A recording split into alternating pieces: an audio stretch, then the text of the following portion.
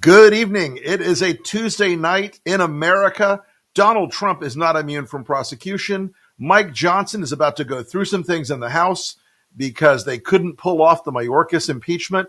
This has been a good day for the rule of law, a good day for America, and a really terrible, terrible day for Trump and the MAGA movement. So, folks, without further ado, it's just Stuart and I tonight. We have no adult supervision. The big story today is that the Supreme Court is about to get an appeal from Trump from the appeals court decision today that said he does not, in fact, have immunity from prosecution. This was one of their most important legal tactics to try to end a lot of the federal cases against him. It didn't work.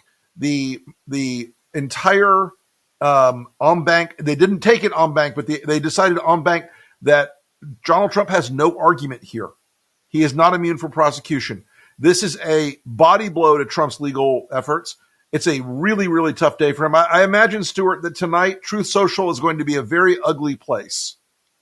Well, I think the major impact of this is what is it going to do upon the impending crime springs that George Bush and Barack Obama were planning? They'll now know that they were not immune if they go out as former presidents and commit murder and mayhem. I mean, this Right. is very, very troubling. I'm sure they're sitting around like, "Wow, how are we going to do this now?" Obama's like, damn it, and I was going to fly in a load Here of we coke. go. I'm going to have to send the wood chipper back to the rental place.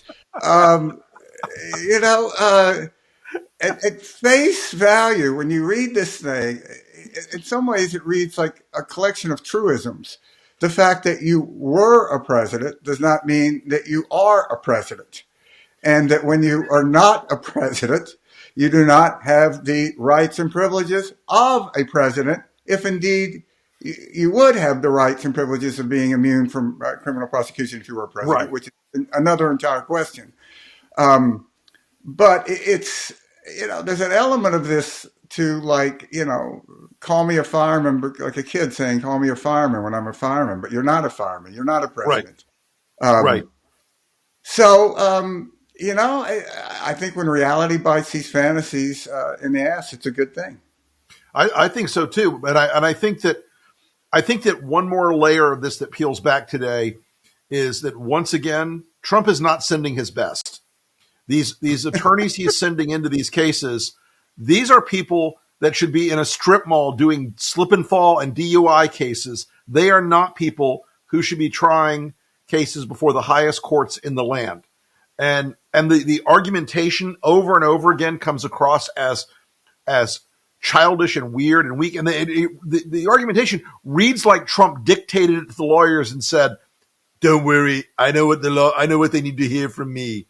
It's kind of it's one of the things that if Trump ends up getting hoisted legally, he's going to have only himself to blame for picking these weirdo sycophant like people who went to schools that offered a dual JD and dairy sciences program. Yeah, and what you said is exactly what's happening. Trump is telling him what to say. Yep. And then, maybe with the wisdom of, say, a Stephen Miller, over or one of the weird Millers, over his shoulders. Um, and, the thing about it is, these people are actually running the country for 4 years. Can you imagine? Um, no wonder, tens of thousands of people died unnecessarily from a pandemic. No wonder we ended up selling out in Helsinki to Vladimir Putin. Right. No wonder he ended up with fewer jobs, only president since Hoover, and ended up with fewer jobs when he left and when he started. And I always look back at Trump. What always strikes me is, this guy was in a bad mood when he was inaugurated. Right. I mean, like, that's a weird guy. You've been elected president of the United States. You're an Right. You think you'd be like, oh, I'm going to enjoy this for a couple of hours, Right. I'm going to take a moment just to savor the victory. Instead, it was immediately like my crowds were much larger than Barack Obama's. And then of course he fled town, hopped a freight out of town, wouldn't go to the. I mean, it's just the idea that this guy could be elected president again is just so mind-boggling, and it just makes you question everything that you thought was true about some Right. commonality that Americans might share. You know, It's just, Stuart, you made a really good point there, and that this idea that no one is above the law, it's one of the most fundamental, foundational aspects of our Constitution. That no one is above the law. It's one of the most fundamental concepts of the conservative embrace of the rule of law, yeah, and this idea that he thought he gets an exception is an astounding one to me. But I did notice in a couple of these interviews he's doing lately, he's starting to sort of like lay the implicit threat out a little more too. Well, my people will be very angry if I don't get immunity. They're so passionate about me. What happens then if they become angry because I don't get immunity? I mean, the Mob Act here yep, looks like it ran into a really hard wall today. The idea yeah, of immunity, I think, he was really hoping for it, but it seems like that today was a body blow on this. yeah. When you live a life that doesn't have consequences, this is where you end up. I'm just struck by how similar this moment is to the post Brown versus Board of Education reaction of so many in the part of Hmm. the world where we grew up, the American South. Right. I mean, there was a famous exchange that was captured in A.J. Liebling's book, The Earl of Louisiana, which, if you haven't read, is one of the I great have. American. Yep. It, Yep. it, everybody out there should read it. It's a great portrait of Earl Long, Mm-hmm. the less famous but in many ways more interesting brother of Huey Of Long. Huey. Yeah. Um, but after this, there was the Brown versus Board of Education, a flamboyant Leander Perez, a guy from South Louisiana, great segregationist, stood up in the legislature and challenged Governor Long to call out the Highway Patrol to stop any federal force enforcement of immigration. And to Mm-hmm. which, Mm-hmm. to which Earl Long responded, Leander, that's a good idea, but what are we going to do now that the feds got the nuke? Which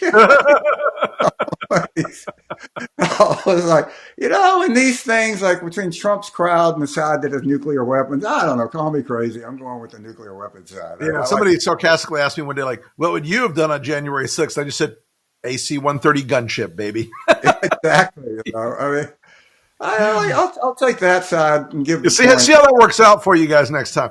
But you know, strategically speaking, I'm wondering, um, anytime Trump has a moment of mortality, a moment of Hmm. political or personal or legal mortality, where people see that the bullshit shield comes down, the ability to lie about everything stops for a minute. It happened 2 weeks ago now with E. Jean Carroll, where there was a number that shut him up. It seems to be happening a little bit today with a decision he's got two options now: give up. Actually, he has three options. He could try for an en banc hearing again, even though they de facto did it already. It won't work. He can go to the Supreme Court, probably not going to work, or he can give up on it. I mean, this is a box he's in right now where I suspect what he'll do now is start to ratchet up the rhetoric against the Supreme Court and basically threaten them into doing it, or try to threaten them into doing it, which I'm thinking is a suboptimal political strategy for president. Yeah, I mean, I think look, if you're on the Supreme Court, you probably don't appreciate Donald Trump saying that he owns you. I don't know. Yeah, Call me. that's true. I just, I don't know about that. But the Supreme Court of the United States, I have a lifetime appointment. I don't really think that's how it works. At some point, Um, you're even like, even if you're like Brett Kavanaugh, you're like, yeah, fuck it. it's okay. When you take this sort of in the moment where there once conservatives in this matter will call themselves conservatives are calling for to stand up as a Supreme Court and send militias, national guards to defy the federal government Right. in Texas. It's just How'd that Just work out for Orville Faubus back in the day? this, yeah, that's right. Or in Oxford, Mississippi. So Indeed. remember 1932 when there was a riot over the integration of Ole Miss by one African American, James Meredith. Right? That was on a Sunday, and by Thursday there were 30,000 troops in a little town of 7,000. Um, and remember Thad Cochran, who was a senator from Mississippi? He Sure. I was in knew law that. Yeah. school then.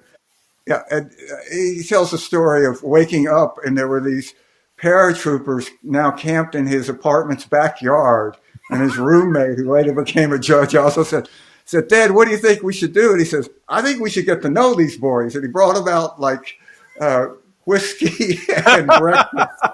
Decided they were going to become best friends, which seemed like the Oh right my God, I strategy love it. at Well, the time. So, arguably the last battle of the Civil War, sure. which turned out like the rest of the battles. It just makes such a mockery of this idea that the party really believed in rule of law. I mean, look at J.D. Vance. J.D. Vance is, I guess you have to give the guy credit. There's no pretense that he believes in the Constitution. Out Yeah, there he does. saying, Like those interviews this weekend, that was a post-constitutional uh, yeah, elected official. He rolled right through it, did not care. He essentially said, "Yeah, if I'd been in the position, I would have violated the law and the Constitution and disenfranchised." What he didn't say, because folks, what if they had accomplished what they wanted of having the election decertified, they wanted to decertify states with huge African American turnout, like Pennsylvania. That's the underpinning of it. And J.D. Vance basically said, "I'm good with it." yeah.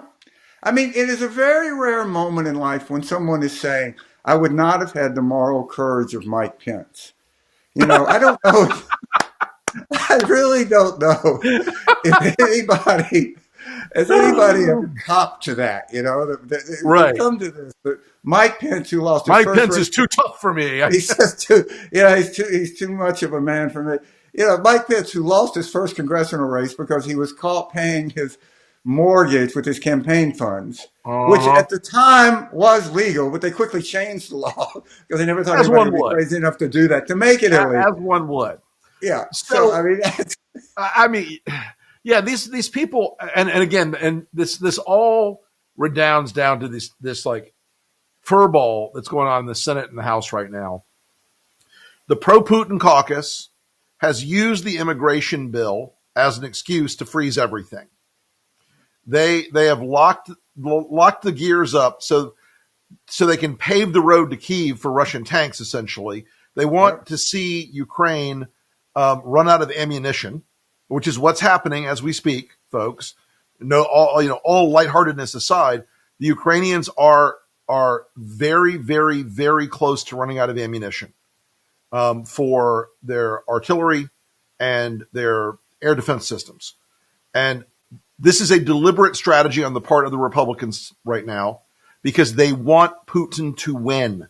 They want to ensure a Russian victory. Why is that? They want to embarrass Joe Biden.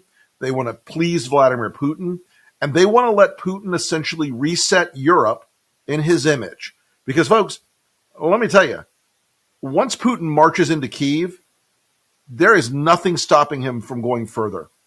Because nobody's coming to save anybody if that falls apart. America's credibility will be absolutely shattered if that happens. Yeah. I mean, I was thinking about this today.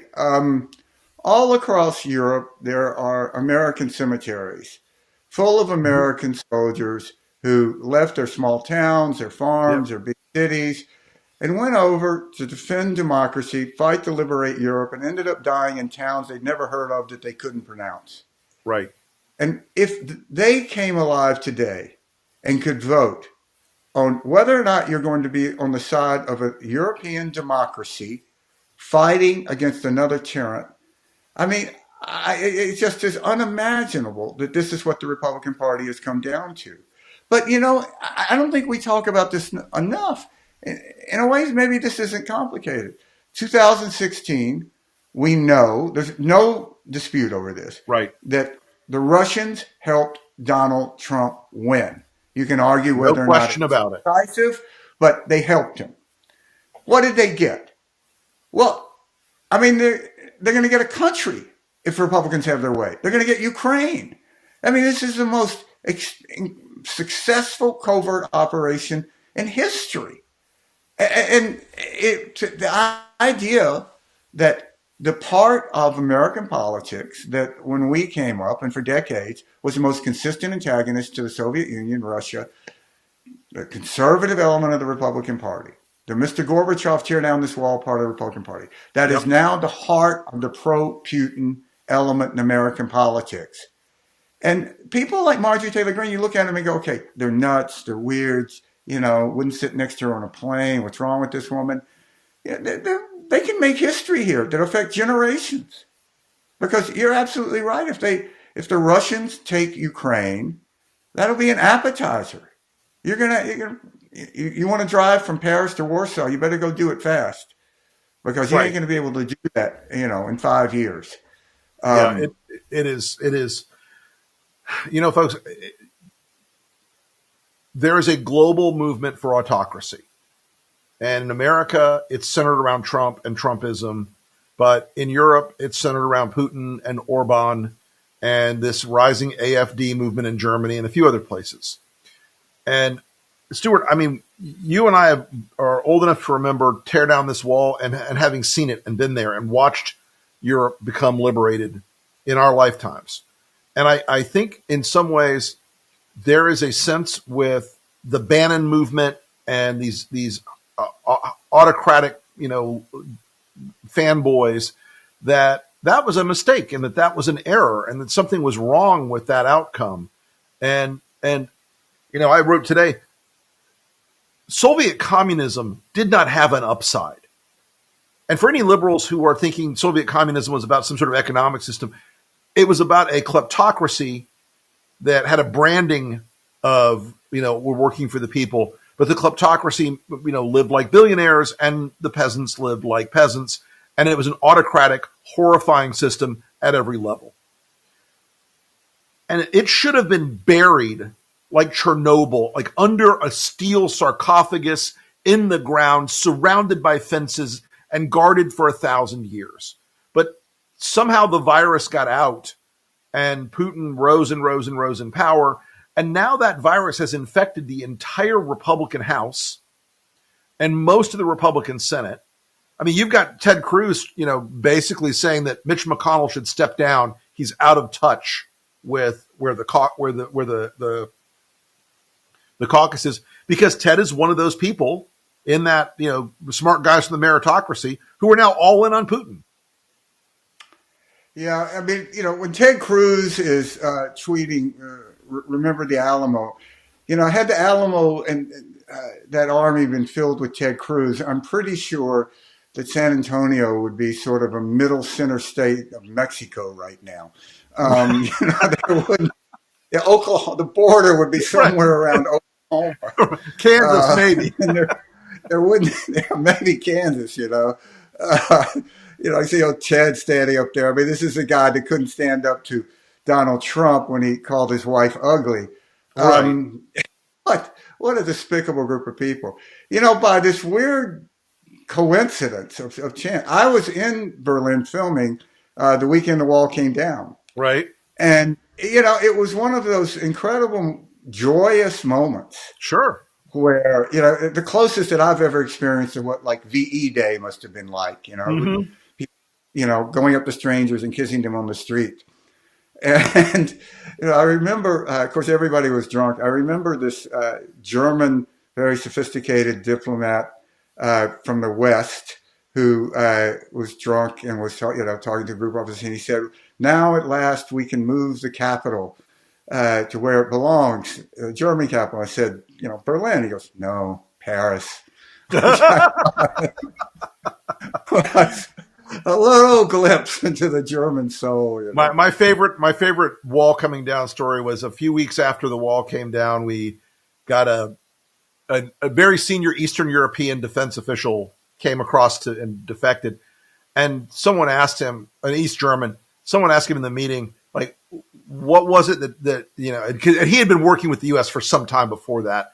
What was it that made you do this? And he goes, you look across at night, you see the lights. Yeah. And that's the world. That's the choice that's being made right now is, do we let the lights in Europe go out again, starting with Ukraine, and do we let an authoritarian movement take over? I mean, look, folks, right now you've got one of the chief propagandists of our era, a guy who makes Lord Haw Haw look like a principled journalist, Tucker Carlson in Moscow right now, saying that freedom of speech is our birthright, which is why he's going to interview the guy who jails more journalists than any human being on earth. And that movement, though, it's coherent. It's got its journalism wing. It's got its political wing. It's probably got enough other fifth columnists in the elected part now I mean, it won't shock me if we get to the point where Marjorie Taylor Greene is offering Russia military aid. And we shouldn't lose sight of the fact that the world that they see that Russia is, which it isn't, of course, but the world in which Putin describes Russia, right? What is it? Well, as Putin says, there's no gay people in Russia. I mean, that's Right. obvious. We all know that. Clearly. There are no women in power, which is a fact, which they Right. like that. Funny, they all seem to be white, and elections are performative, not decisive. And Yep. they look at that. You can't tell me that someone like your governor, as I like to refer to him, Ron DeSantis, doesn't look at that and feel a little jealous. Like, that guy had a problem with Disney. That wouldn't only take an hour to shut Right. down. We could just like go have somebody, assassinate somebody. That'll be over. Let's not forget Ron DeSantis when he was still the hot flavor in the presidential primary was saying things like, "Oh, it's a minor territorial dispute." Yeah. And for the life of me, yes, in World War II, before World War II, there were the Charles Lindberghs and there were the Rockwells and a few others who were like, that Hitler fellow may have some good ideas. But Henry Ford. But once people knew what he was, that ended. Once people understood what he was, that ended. There is no question about what Putin is. He is a guy right now who is 24/7 indiscriminately bombing apartment buildings and schools and hospitals in order to raise the pain level in Ukraine so high that they capitulate, which bad bet on that one. They may lose if they run out of ammunition, but those people will never capitulate. The Russians will. It will be a very bitter prize if they take Kyiv. But so, Stuart, I want to move on because we're getting on in the hour here to this. The other thing wrapped up in this bundle of chaos, which is the immigration legislation. Now, the president came out today and basically said, "This is as good as it's going to get. You've wanted more than what was it? You wanted this bill. This bill's better than you've ever had. It's almost everything you've ever asked for. And now you're going to hold this bill back. You're not going to vote for it. You're not going to bring it to the floor because you're too busy trying to impeach the DHS secretary and because Donald Trump doesn't want you to do it." I mean, I don't know if we're going to end up with a political consequence to this that hurts Trump and the Republicans. But it feels to me like they really got way out over their skis. Well, we say this constantly. Republican Party is not a governing party. Right. And which is why, instead of solving problems, they're investigating Hunter Biden's laptop. But this is one of these moments, like the J.D. Vance moment, when just any pretense is stripped away. There's no facade here of, there's just a misunderstanding they got what they wanted and they won't pass it. Right. And, what kills me is you listen to these Republicans, and there are some. Dan Crenshaw went out and said the right things about this. He did. I got to say, he really did. Yeah, but then, you back up from that and you go, well, okay, that's great, Dan. But who are you supporting for president, buddy? Right. Donald Trump. We know that answer. Who did you support? Donald Trump. And I just, there's just something about this that is so fundamentally illogical that you support someone who you absolutely know that he does not believe in the Constitution, does not believe in rule of Not a law. bit. And then when you have the consequences of that, you're like, well, I don't know. I'm surprised, Um, it's the What could have tweets. happened here? Yeah. And it is a strange disconnection from reality.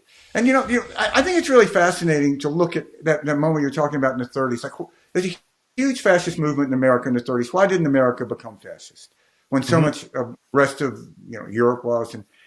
And maybe it's because FDR was president, which instead of Lindbergh, which maybe Right. means that thing we used to study in civics classes, like leadership matters and character counts. And all those things that we sort of held as truisms that you couldn't even challenge. Right. And yet now the Republican Party seems to have forgotten all of that. Um, and the difference is, there was not a major political party in America that supported fascism, that supported Adolf Hitler. As you said, it didn't happen. There were elements in it. There was a Yep. Nazi gathering in Madison Square Garden, but there wasn't a endorsement of it by the Democratic or Republican Party.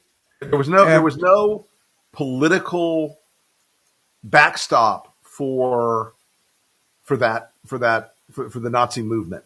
And now there's a political backstop that is the majority in the Senate, and I would say almost an absolute majority in the House. I don't think there's anybody in the House that secretly thinks, I just got to go along for the ride on this one. I think they really are now, the ones that are left are overtly and explicitly Vladimir Putin's allies in this. They're a true fifth column at this point.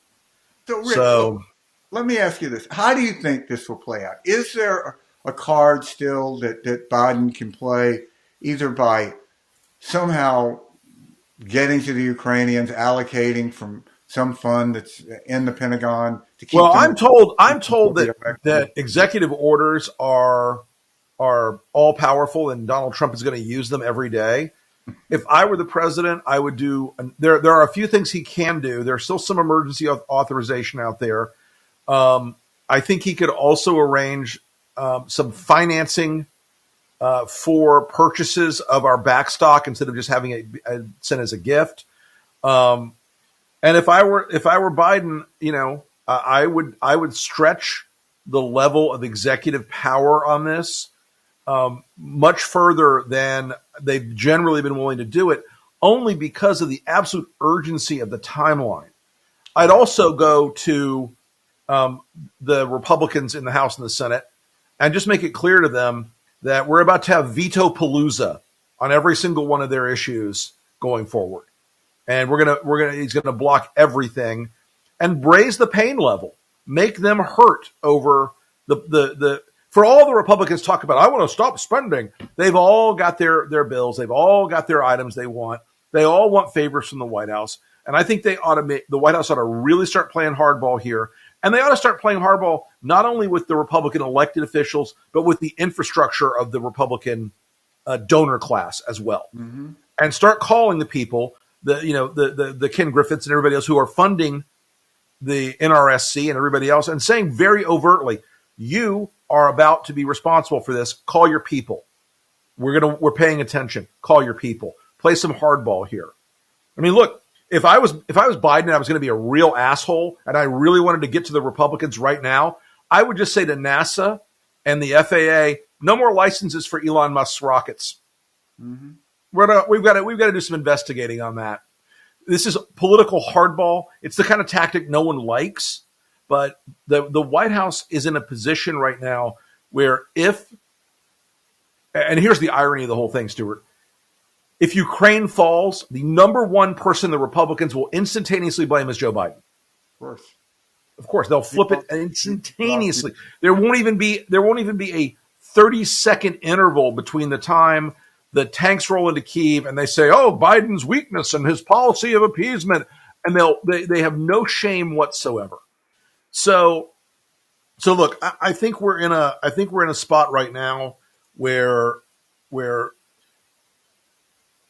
Biden on immigration has the chance to jump in and be the strong guy and make Trump and the Republicans a laughingstock. He has the chance on Ukraine to continue to be a strong foreign policy president. The other thing I would do if I was Biden is I would go to the Europeans. I would go over to NATO again, and I would say, listen, guys, you got to help me out here. And so we owe them later. Big deal. Fine. Not the worst thing in the world. But anyway, well, listen, folks, we're getting on in time tonight, and we have an ad to show you and then a game to play. So let's do the ad, and then we'll show you. Then we'll play a little game with you guys instead of audience questions tonight. Every election is a choice, and the choice this election is more important than any we've ever faced.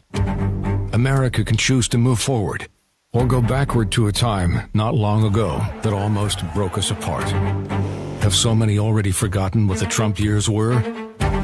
Chaos, corruption, ugliness, cruelty, violence, a wrecked economy, and over 500,000 dead Americans. That's the past that Trump's presidency brought, and it would be our future, too. 2024 is the final battle. He's worse than ever, unstable and angry, petty and cruel, promising dictatorship and retribution. I am your warrior. I am your justice. Assuring his legions of unhinged fanatics that he is their instrument of vengeance. He's not even hiding it. And not one American can hide from it.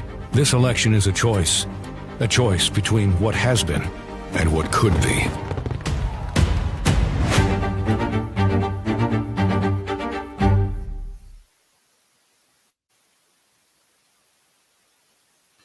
That's a pretty strong piece right there. Yeah.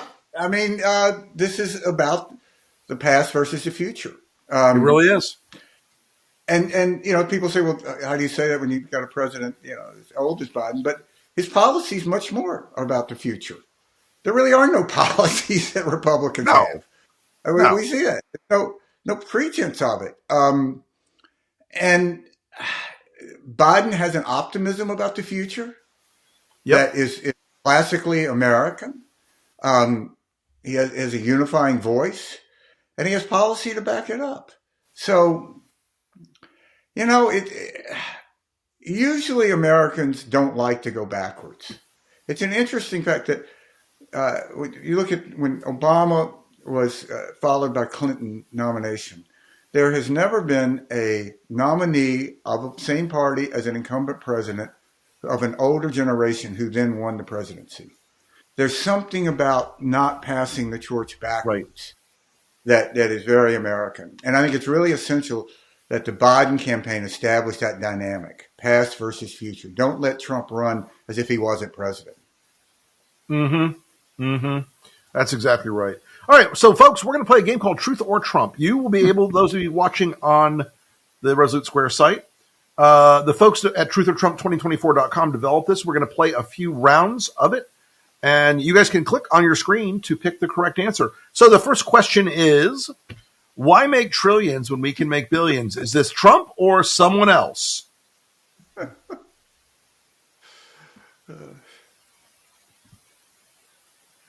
don't understand this, but okay, go ahead. All right. So,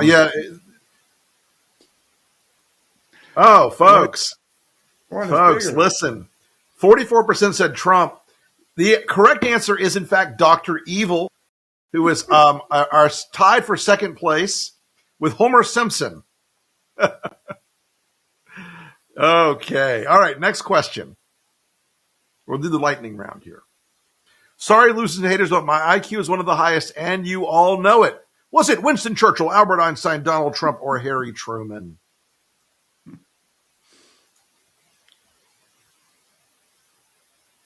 Yes, you guys got that one right away. Right away. One more. I'm the least racist person you've ever interviewed. Was it Martin Luther King Jr., Abraham Lincoln, Mother Teresa, or Donald Trump?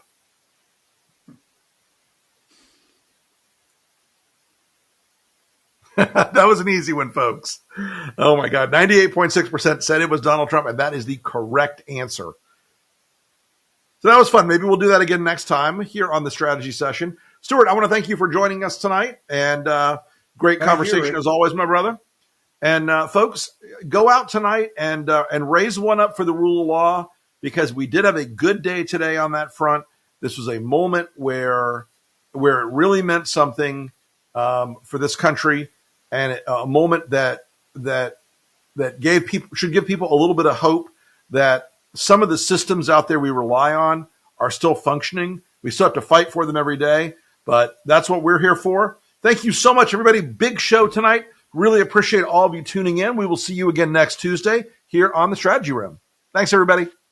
Listen to the enemies list. Listen to Joe Trippi's podcast. Listen to Euroline, a great podcast from Yep. American who joined the Ukrainian military. And follow Resolute Square. There we go. All right, everybody. Have a great night.